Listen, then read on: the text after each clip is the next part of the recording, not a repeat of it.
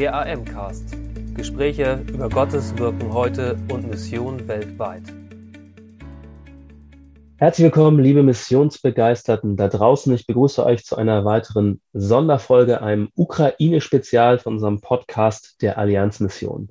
In diesen Sonderfolgen berichten wir über Menschen an verschiedensten Ecken und Enden der Welt, die vom Krieg in der Ukraine betroffen sind, die helfen, die Reich Gottes bauen, auch in diesen schwierigen Zeiten. Und heute bin ich verbunden mit David Novák. Er ist Präsident, also Leiter unseres Partnerbundes in Tschechien, und wir führen das Interview auf Englisch. David Novák, welcome to the podcast. Thank you. Hello. David, you are a president of the Církev Bratská, our partner church covenant in the IFEC in the Czech Republic. Please provide a short overview about the Církev Bratská. Did I pronounce it right? Yes. So very basically, it's, I would say, typical evangelical church with all typical evangelical emphasis, which means authority of the Bible, what else? Holy life, holy life, sanctification. Can I say that? Then emphasis on fellowship, Christian fellowship, that you as a Christian should be also part of the church. And and then another emphasis is necessity to be born again if you want to be a member of our church. So all these, I would say, very common or typical evangelical emphasis. So far, it is the largest evangelical denomination in our country. We have about 70 churches and another 50, 60 more churches. We call it preaching stations all around Czech Republic. Okay. So why would someone become the president of the church covenant in the Czech Republic? How did God put you to this position? Long question. It's even my question. How is it possible? I still feel too young for that position. I think that that our church, like our members, because I was elected, they like risky, so that's why they elected David Novák. No, but I used to be denominational youth pastor. I spent a lot of time, 15 years working with denominational youth. And then they recognized that I'm able to work with people on denominational level. The other thing is also I used to be a pastor of one local church in Prague, and that we started church with 30 people, and this church have grown very quickly. Now we are about 170, 200 plus another 100 kids. I know that it's not just about numbers, but when the denomination saw that I'm able to work also on local level, they gave me, they trust me to become a president. Okay, thank you. That's interesting to get a little more an image of you. So early after the start of the Russian invasion in the Ukraine, you, not personally, but your church covenant started collecting, transferring donations and sending relief goods to the Ukraine. How did this start up, and how are you able to help in detail these days? I think that we as a whole Europe, we were shocked. First few days we were just shocked. That's the best way how to explain that. The other thing is our government was very bad in work with refugees from Syria or from other countries, especially with Muslim countries. It was the major difference between us and, for example, Germany. Our government was very skeptical, for many reasons. So we had only few experiences with refugees. We have some refugees in Czech Republic, but compared to other, especially Western countries, it's very, very, very little. But it was very interesting that when everything started, when the war started, and Ukrainians people moved towards Czech Republic, also to Czech Republic, the atmosphere in society changed very quickly. The other thing is we have new government, and people in government right now are quite open to accept Ukrainians refugees. And basically the basic mood in our nation was very, very open, and people were willing to help Ukrainians. Of course, in the beginning, it was big confusion. Everybody did everything, but it could not be different. It's like it was just beginning. The other thing is that very quickly it became well organized, and we tried to help even as a church as much as we could. The other thing is that we were motivated. I think that one of the reasons why we were so open was that there is very, very skeptical view on the Russians. So to help Ukrainians means to say no to Russia also. So there was even this political background because of our history. It was not just positive, we want to help you, but to help Ukrainians means we don't like Russians. Okay. Although the Czech Republic has no direct border to the Ukraine, some of your churches also became shelter for Ukrainian refugees in Zetimayak, Velta, and so on. I'm not good in pronouncing all those. What reports do you hear from those churches who welcomed refugees? Yeah, also it's worthy to say, or it's necessary to say that even though we don't have borders with Ukrainian, we have many people working here. Many Ukrainians, we call it blue jacket workers, or blue jacket workers. Okay. Yeah, I don't know if you understand what I mean. Like workers who work on I don't know how to say that, who are working on like manual workers. Yeah. And they are very good work ethics. Of course, there are people, so like everywhere, but very high work ethic, and So we have experiences with Ukrainians. Also, the towns you mentioned, there are already or were already Ukrainians minorities. Okay. So basically, many Ukrainians went and they tried to join already existing minorities. And also these churches, they have some facilities that was also good, that they could open some of their sanctuaries, do you call it sanctuary, or churches, basically church buildings. Yeah.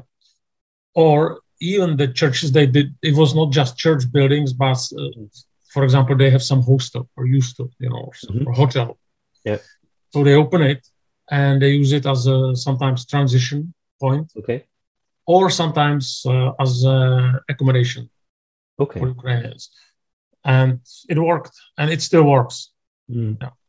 Of course, as time went, it was more and more difficult because, we know that everybody who did it know that it is difficult, with government, all this paperwork, and sickness and illness of Ukrainians. But it worked. And it works still. Okay. So experiencing war in Europe frightens many people. You already said that saying yes to helping the Ukrainians is also a political saying no to Russia. How does the war in the Ukraine affect the Czech Republic, the public publicity, and also your churches in particular? When I start with the church, when everything started, the church, we had, for example, it never happened before, like prayer chain, for several weeks, every 30 minutes, every half hour, people put their names into this prayer chain. It was on internet. I don't know, 3 weeks. It was unbelievable. People prayed and prayed and prayed. It was very powerful. They gave a lot of money. They really, really, but they helped basically. They prayed, they helped. Practically, they gave. I remember, for example, in our church, I in Prague, I'm president of the church, but also I'm attending the local church, and big truck came, and they said that they need some medical stuff, and I don't know what else, some stuff for refugees. And one day it was full. It was unbelievable how people. Okay. Wow. Yeah. But it's not possible to do that all the time. So now people are still interested, but not like it used to be. It's not possible to give so much money every day or every other day. The church is praying. Church is still developing some activities, but it's not so active. Okay. Also, it's more professionalized now. Okay. That's also a good thing. Yeah. The other thing is how it influences like Czech Republic as a let's say politically or as a country. Of course, as everywhere, the prices are coming up and up and up. We have 14% inflation, which was never before. So it's high inflation. It's not terrible, but 14% of inflation is not. It's not funny. It's we are not dying, we are not starving, but yeah. So people are afraid basically. So for example, prices of gasoline, or benzene, or so it used to be like 30 crowns per liter. Now it's 50 crowns per liter. So people need cars, and it influences everything. Prices of food and of everything, because you need cars basically. So it influences prices basically, and people are getting more and more nervous. So they like Ukrainians, at the same time they like good prices. Now, that's the problem. What we are afraid of, that there are more and more. Always when such a situations take place, there are, we call it populistic parties, and they have easy solutions. You will get out. You are giving too much money to Ukrainians. What about our people? Our people, they don't have. They don't have. They don't have. It's everything is very expensive. They cannot afford to go to holidays, for example, for holidays, and Ukrainians, they have, or Ukrainians are coming in, they have nice, for example, clothes. Are they really refugees if they can afford Adidas sneakers or stupid? So that's a dangerous mood in our society. We are aware of that, and especially in small villages, small towns, it is. I would say like dangerous atmosphere.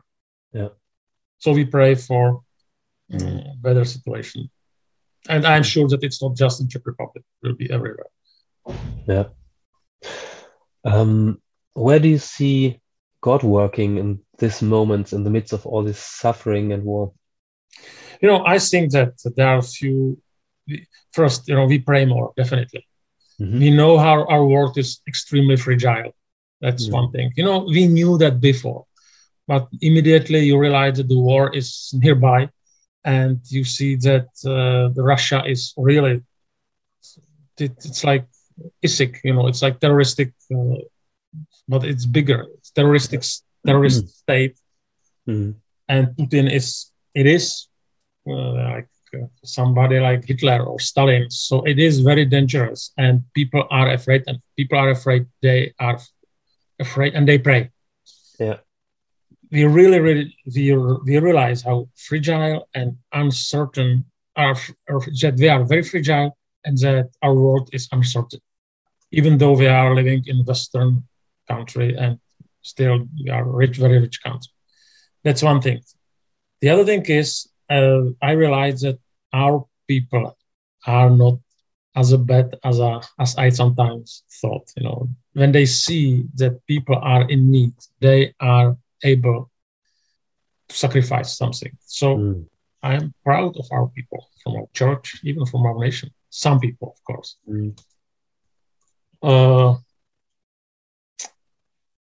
I think that when you are afraid, when you pray more, you learn how to trust.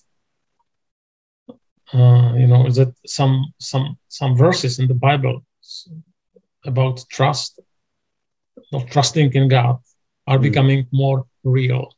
That's also we learn what generosity means. Generosity in terms of money or wealth. That it teaches us be giving denomination. The other thing is now we are getting bigger in our church, not because we have great mission, but because we have people from Ukraine who came to our churches. So some churches, not like double, but are just bigger, and we learn like what does it mean, like to be multi-cultural church, intercultural, intercultural church. Because Ukrainians, they are Slavic, but still they are different. There's a little different mentality, and it's good for us. That's another thing, and that's basically what I see. And also we pray more for our government, for our country, because many of us are afraid of these populistic politicians and populistic political parties, because they can take, there will be another elections, and we know that they are dangerous. Their promises are very stupid, and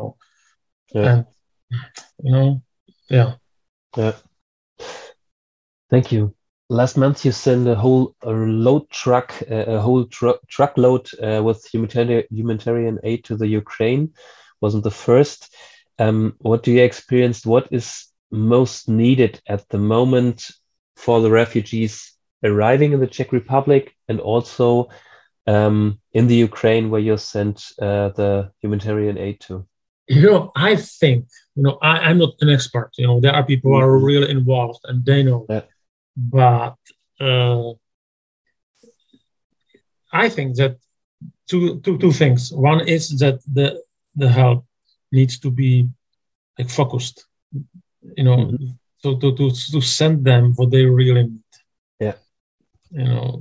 Sometimes people were sending stuff they did not need. So it was, they were happy that they can throw away some extra things from their homes. I think that you understand. It was sometimes it was junk. It was not real help.